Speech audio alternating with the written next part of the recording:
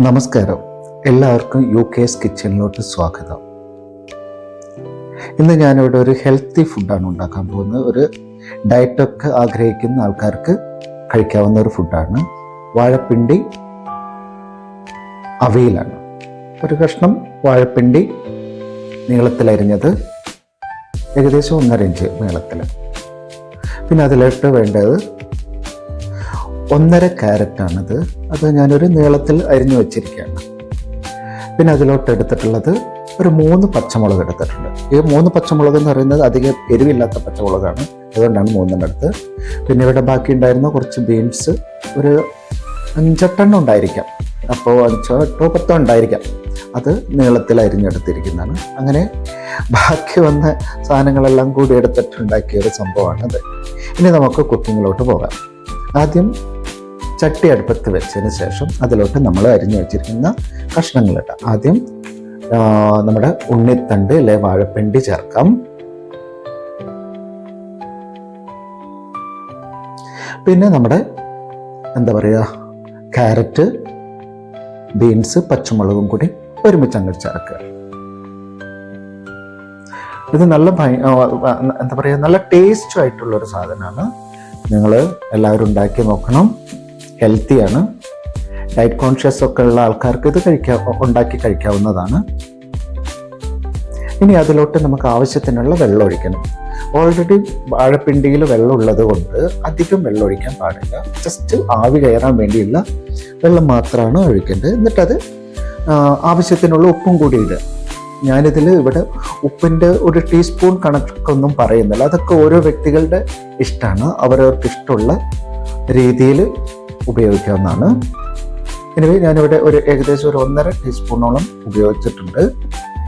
ഇനി അത് അടച്ചു വെച്ചിട്ട് വേവിക്കാം.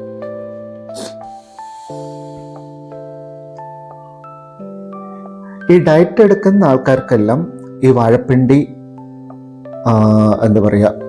അവിയൽ എന്ന് പറയുന്നത് വെറുതെ കഴിക്കാവുന്നതാണ്. ഞാനിപ്പോൾ അങ്ങനെ കഴിക്കാൻ വേണ്ടിയിട്ടാണ് ഇത് ഉണ്ടാക്കിയിട്ടുള്ളത്. പിന്നെ അതിൻ്റെ കൂട്ടത്തിൽ ഞാനൊരു ഓട്സ്, ചെറുപയർ, ഒരു കഞ്ഞി പോലുള്ളൊരു സംഭവം കൂടി ഉണ്ടാക്കുന്നുണ്ട്. അതും കൂടി മിക്സ് ചെയ്തിട്ടാണ് ഞാൻ കഴിക്കുക. അല്ലാതെ നമുക്കിത് ഒറ്റയ്ക്ക് അവിയൽ ഒരു മെയിൻ കോഴ്സായിട്ട് നമുക്ക് കഴിക്കാവുന്നതാണ്. ഇനി അതിലോട്ട് വേണ്ടുന്ന അരപ്പ് എന്ന് പറയുന്നത് ഞാനിവിടെ എടുത്തിട്ടുള്ളത് 1/4 ടീസ്പൂൺ ചെറിയ ജീരകം. അതിലോട്ട് ഒരു മീഡിയം സൈസ് തേങ്ങ, അതിൻ്റെ ഒരു മുറി മൊത്തത്തിലെടുത്തിട്ട്, മീഡിയം ഒരു ചെറുത് തന്നെ കേട്ടോ, അത് എത്ര വലുതൊന്നും അല്ല. പിന്നെ അതിലോട്ട് 3-4 ചെറിയ ഉള്ളിയും കൂടി എടുത്തു. ഇനി ജീരകവും തേങ്ങയും കൂടി ഒരുമിച്ചിട്ടിട്ട് വെള്ളം ഒഴിക്കാതെ പൊടിച്ചെടുക്കുക. ഒതുക്കിയെടുക്കുക എന്ന് പറയില്ലേ നമ്മൾ, അങ്ങനെ പൊടിച്ചെടുക്കുക. എന്നിട്ട് അവസാനം ചെറിയുള്ളും കൂടി ഇട്ടിട്ടൊന്ന് കറക്കണം. ചെറിയുള്ളി നേരത്തെ ഇട്ട് അതിൻ്റെ ഒരു വല്ലാത്ത സ്മെല്ല് വരും. പക്ഷെ അതിന് ആ ചെറിയുള്ളിയിൽ ലാസ്റ്റ് ഇടുമ്പോഴാണ് അതിനൊരു സ്വാദുള്ളൊരു മണം വരിക. ഇനി നമുക്ക് ഇതൊന്ന് തുറന്നു നോക്കാം. ഏകദേശം ഒരു പാകമായി വരുന്നുണ്ട്. ഇനി അതിലോട്ട് ഞാൻ കുറച്ച് മുളക് പൊടിയും, ഇച്ചിരി ഒരു 1/4 ടീസ്പൂൺ മുളക് പൊടിയും 1/2 ടീസ്പൂൺ മഞ്ഞൾപ്പൊടിയും കൂടി ചേർത്തിട്ടുണ്ടായിരുന്നു കേട്ടോ. ഞാനത് ഷൂട്ട് ചെയ്യാൻ വിട്ടുപോയതാണ്, കാരണം അതൊരു കളറിന് വേണ്ടിയാണ് ഇട്ടിട്ടുള്ളത്. ഇനി ഇളക്കിയിട്ടുണ്ട്. നമുക്കൊന്നും കൂടി അടച്ച് വേവിക്കാം.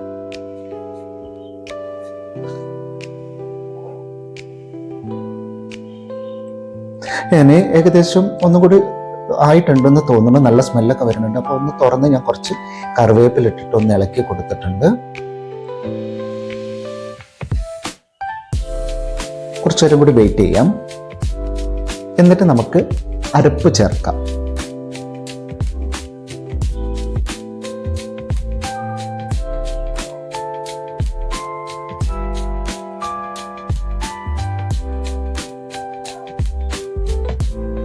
ഇപ്പം നല്ല സ്മെല്ല് വരുന്നുണ്ട് കേട്ടോ. എന്തായാലും അപ്പം ഞാനിനി അതിൻ്റെ അടപ്പ് തുറന്ന് നമുക്ക് ഇനി അരപ്പ് ചേർക്കാം. ഒന്ന് ഇളക്കി കൊടുക്കാം. അതിനു മുമ്പ്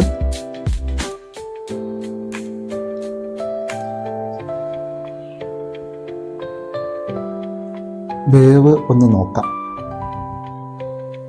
പാകത്തിനുള്ള വേവായിട്ടുണ്ട്.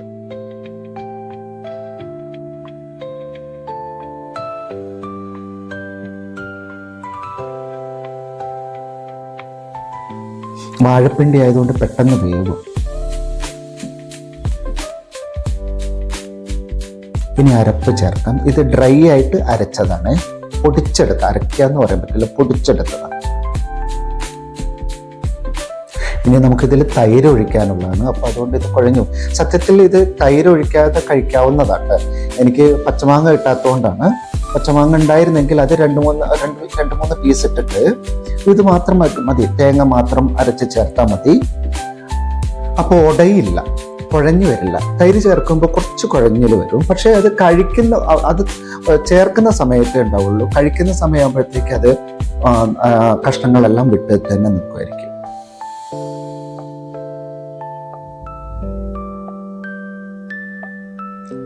ഇനി കുറച്ചും കൂടി ഒന്ന് ആവി കയറ്റാം. നമുക്ക് ഈ തേങ്ങ ചേർത്തതിന് ശേഷം ഒരുപാട് വേവിക്കാൻ പാടില്ല. അപ്പം ജസ്റ്റ് ഒന്ന് ആവി കയറ്റുന്നേ ഉള്ളൂ. ഞാൻ അത് മൂടി ഒന്ന് തുറന്ന് നോക്കിയിട്ട് നമുക്കങ്ങ് മിക്സ് ചെയ്യാം.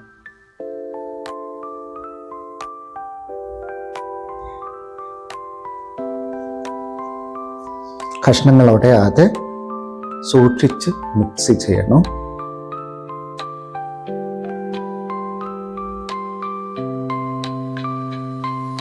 ഇനി അതിലോട്ട് നമുക്ക് പച്ച വെളിച്ചെണ്ണ ചേർക്കാം. ഞങ്ങൾക്കിവിടെ തണുപ്പായത് കാരണം വെളിച്ചെണ്ണ എല്ലാം കട്ടിയായിട്ടാണ് കിടക്കുന്നത്.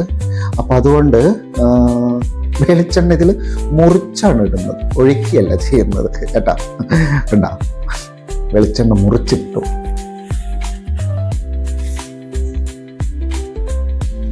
ഇനി ഒന്ന് മിക്സ് ചെയ്തിട്ട്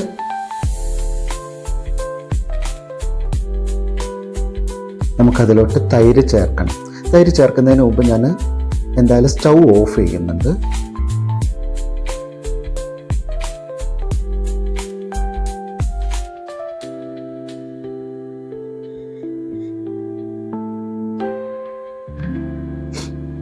എനിക്കിവിടെ നന്ദിനി ഇത് തൈരാണ് കിട്ടിയിട്ടുള്ളത്. അത് അധികം പുളിയുള്ള എന്നാൽ അത്യാവശ്യം പുളിയുണ്ട് താനും. നല്ല തൈരാണ്, അത്യാവശ്യം നല്ല തൈരാണ്.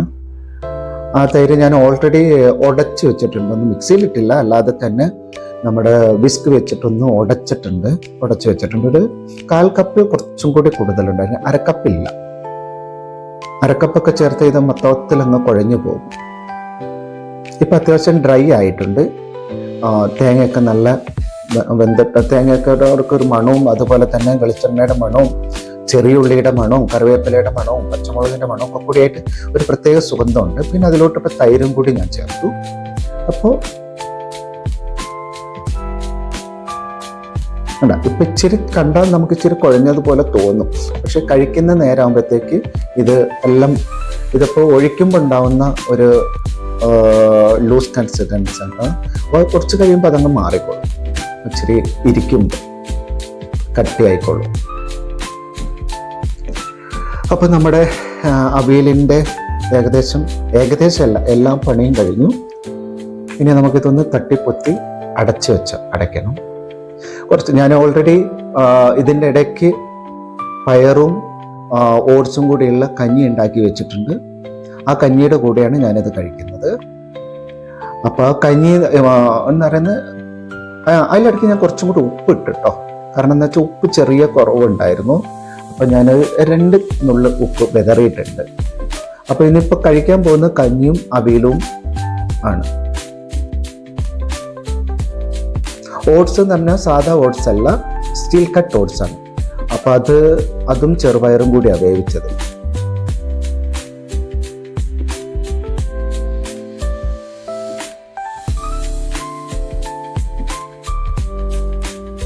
വോയിസ് ഓവർ കൊടുക്കുന്നതിലൊക്കെ ചെറിയ ബുദ്ധിമുട്ടുകളൊക്കെ ഉണ്ടായിരിക്കും. കാരണം തുടക്കക്കാരനാണ്. അപ്പോൾ അത് ആയി വരുന്നേ ഉള്ളൂ. അപ്പോൾ ഇതാണ് നമ്മുടെ പയറ് കഞ്ഞി മീൻസ് ഓട്സ് ആണ് കേട്ടോ. ഓട്സും പയറ് കഞ്ഞിയും അവിയലും ഇച്ചിരി നെല്ലിക്ക അച്ചാറും കൂടി എടുത്തു കഴിക്കാൻ വേണ്ടിയിട്ട്.